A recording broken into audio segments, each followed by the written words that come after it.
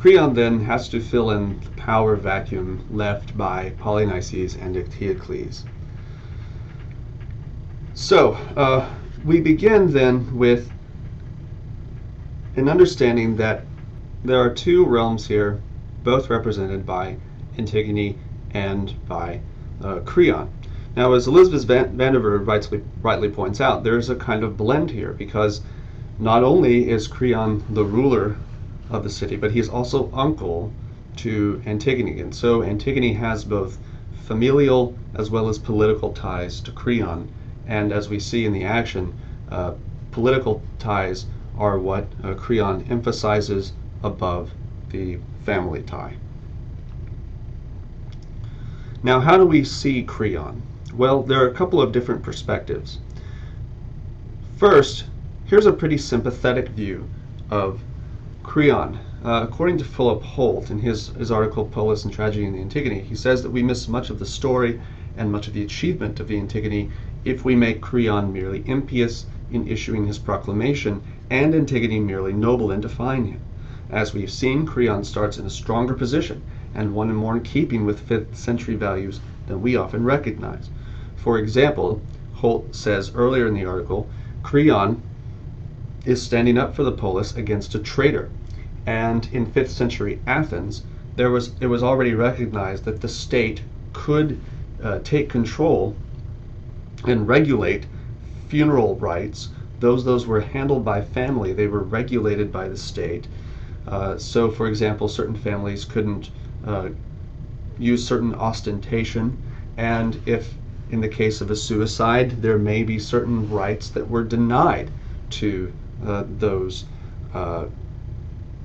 Athenians who had committed self-murder. So, with that in mind,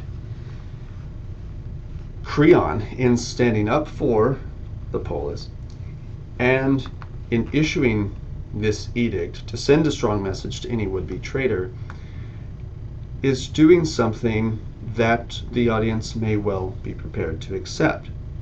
And when Antigone defies Creon in this way, and does so as a woman, daring to lecture a man, again in this culture that would be seen as quite shocking, the cultural and moral deck is really stacked in Creon's favor for contemporary audiences. This is the contention of Philip Holt. Now, on the other hand, we have another perspective from Bernard Knox.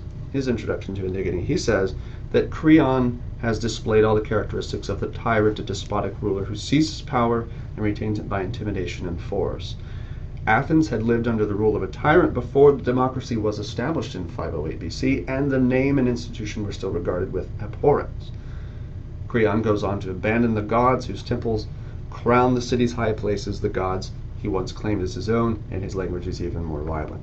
So that in some ways, as Elizabeth Vanderveer suggests, that in suggesting that there's no decent burial to be accorded to a traitor, this may have been seen as a crossing of the line, that Creon does have a lot of power, but he can't deny certain religious rituals to people. That's simply not within his purview. It's simply not something he has any jurisdiction over. And by doing that, this perspective has it, he has already stepped over the line.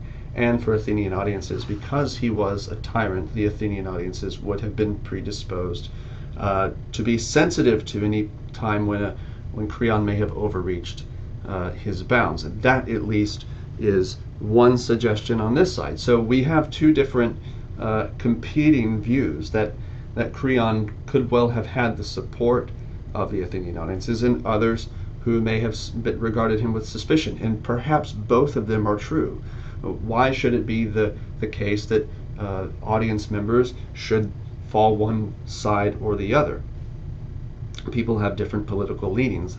That's true throughout history. So perhaps there was maybe a little bit of a mixed reaction, and perhaps Sophocles was well aware of this.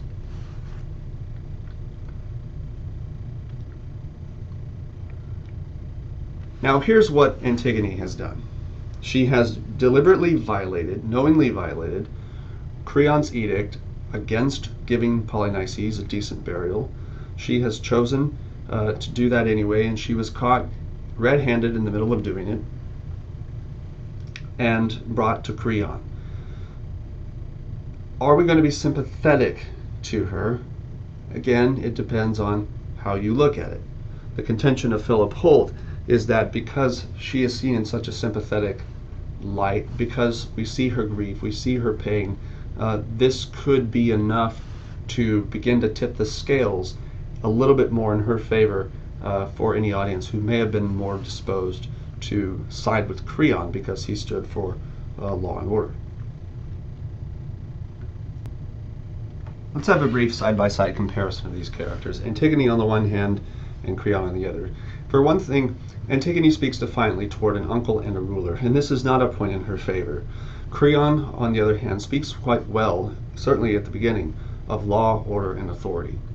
Antigone has nothing in her lips but honor for the gods, and Creon seems at some places to speak carelessly of them. Antigone does call her sister a coward, even though her sister may have some point in wanting to play things safe and not disobey Creon. For one thing, she is a woman and she doesn't have any real power at all, and this is the ruler, this is the law. She may hate it, and she makes that very clear to Antigone, but she doesn't think it's safe to do it. Creon calls his son a woman's slave, and this would be very insulting to call his own son this, when his son has approached him with some seeming reasonableness and begging his pardon for instructing him. He realizes the difference between them, but he wants to speak reason to him. Antigone is impassioned by grief, and this is something that makes her sympathetic. And Creon, on the other hand, seems to be impassioned by attacks on his authority, and this makes him appear weak. At least this is the view of some commentators on the play, that he seems so easily set off by anything that would be impertinent. So this is seen as a character flaw. So both of them have points for them and against them, and it's important that we see this. It isn't just Antigone's wearing the white hat, Creon is wearing the black hat. It's very clear who's the hero and who's the villain here. So we need to bear that in mind and keep things a little bit more complex, because of course this is a pretty realistic, dramatic depiction. These characters are not just one-dimensional. Now, there are a few statements that we want to consider here, and that is of the sentry. And I think the sentry, who comes bearing some bad news and doesn't want to get in trouble, and he's seen as something of a comic character, this is actually a proto or pre-Shakespearean character, where someone from the lower orders in society speaks in a silly way, but often speaks a good deal of wisdom. He says things such as, "It's a bad thing if one judges and judges wrongly." He says, "My lord, there's nothing that a man should swear he would never do." In other words, never say never. And it's most pleasant to have escaped oneself out of such troubles, but painful to bring it to those whom we love. However, it is but natural for me to feel all this less than my own escape. In the first couple of instances, we have some advice that the sentry gives to Creon, that you better be sure that you're judging well. Come to a decision based on the best reasons. Keep a cool head about yourself. The second case, never say never. This is something that Creon actually does. He says that he won't bend, and he never wants to do that, and he finds he has to at the end, and this has tragic outcomes because he didn't learn to bend sooner. And here in this third instance, when the sentry is saying he's glad to be out of trouble, once it becomes clear that it's actually Antigone who has disobeyed Creon. There's a certain candor here that we all feel for ourselves a great deal. And much of, though we may have our principles, though we may have our guiding rules, And though we may regret causing pain to others, much of what we do, we feel on a very personal level, and this may be the most natural thing in the world. There's something to be said here about Antigone, because her appeal to the gods is also mixed in with, and this is something that one commentator points out, with her own personal concerns. That as much as we involve matters of principle, matters of policy, we also involve matters of what's personal. And it seems in this play that maybe Creon doesn't give enough weight to that. And this is what ultimately ends up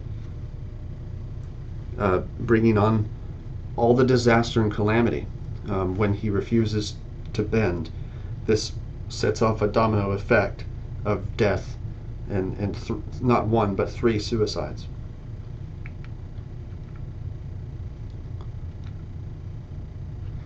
Now Creon begins the play with this nice speech.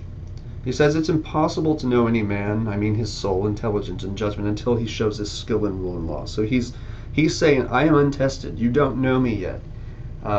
Give me time. I have to test who I really am. We're all going to find out who I am.